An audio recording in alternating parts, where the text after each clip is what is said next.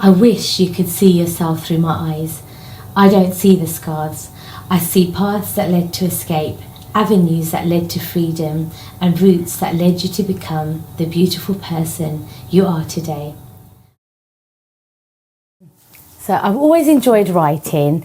I've always loved languages and expressionism and being able to communicate with different people. I think when I got into uni, that's when 9/11 happened, and I was very frustrated with the aftermath of 9/11, the way that the Muslim community were being demonized. And at that particular time, I was also listening to a lot of, like R&B and rap. And so we started just writing what we were feeling at the time. And I found actually it started helping me with other problems in my life. So other frustrations and things that were going on. So yeah, that's how it started.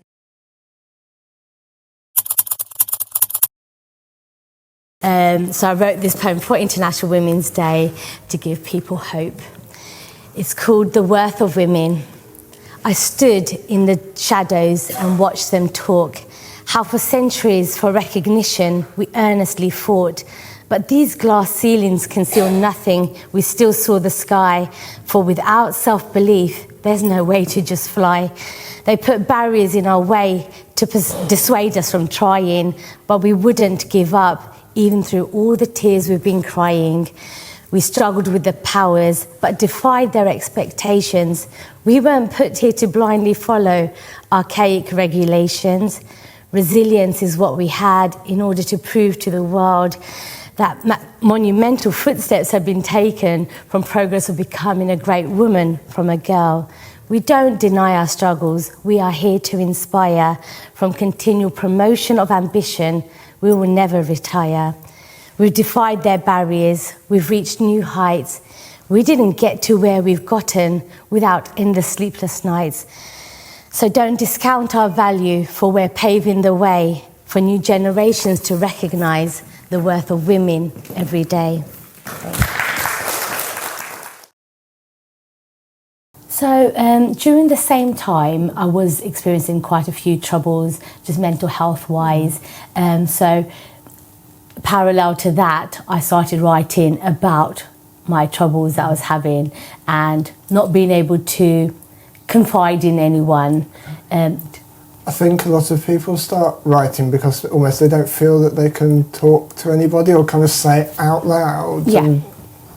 And there was also like a big stigma attached at that time, why are you depressed? Are you, people just think you're lazy or, they don't understand why. The culture at the time, so even just in my own culture, in like Bangladeshi community, but even in the wider, about 20, 25 years ago, mental health wasn't talked about as it is now.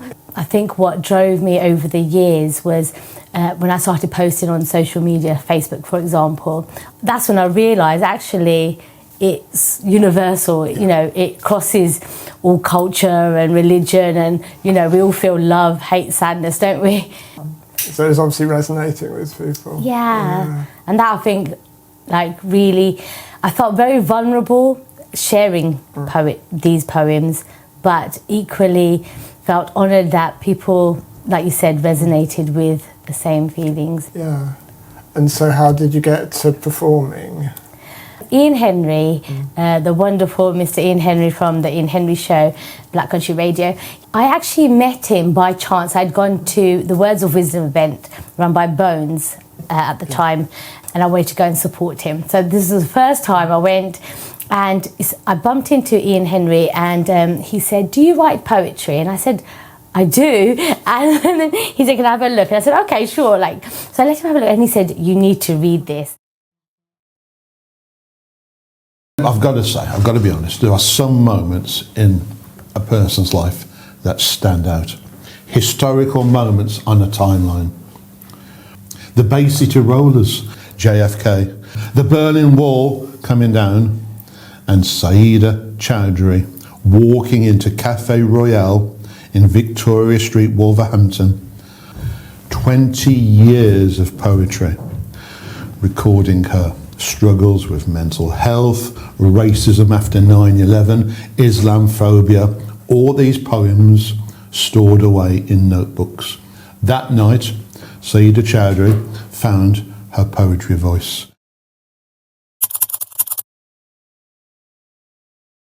I'm so excited to be here. Okay, so I'm going to start with one that I wrote thinking about how I would stand up for people's rights. This one is called I Would. I'll catch those stars when they crash and burn. I'll take your punishment when it comes to your turn. I can't heal your wounds, although I can try. I promise I'll never make you cry. I'll draw all of the things which you can achieve. I can be that step if you just can't reach. I promise I'll listen and not just preach. I'll tell the truth, for it's been a long time standing. I'll write letters, protest, but now I'm demanding. I can't bring children to light for the world that we're in, for we're not just expanding, but imploding within. I'll hold them back whilst you make your escape. I'll make sure there's no outline for official tape. I won't stand in silence when justice is due, but you would do this for me as I would for you. We need poets like Saida Chowdhury in this day and age.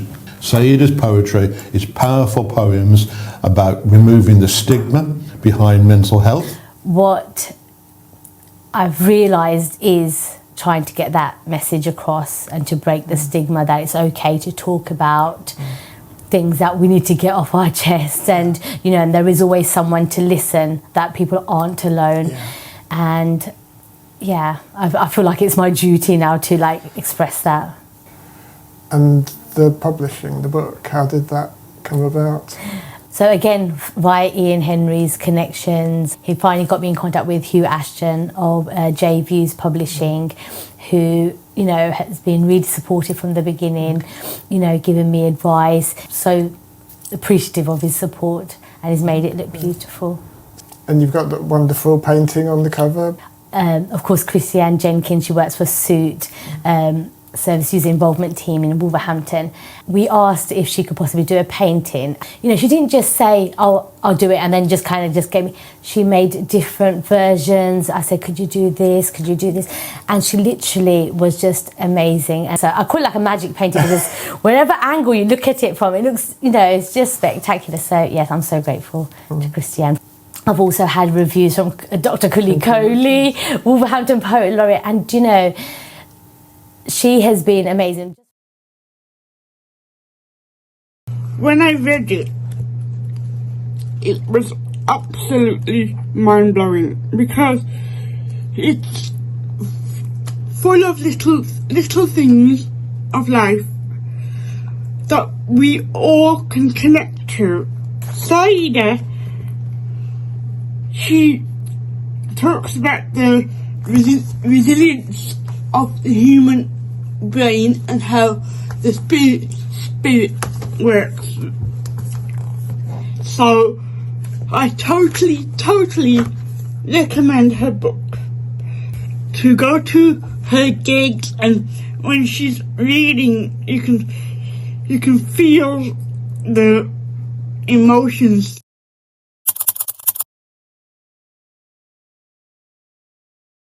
Can we fly into oblivion, just you and me? Can we fly to a place where we can finally be free? Can we fly to a space where we don't age with time? Can we fly to a place where everything is fine? Can we wander upon a garden full of flowers and peace?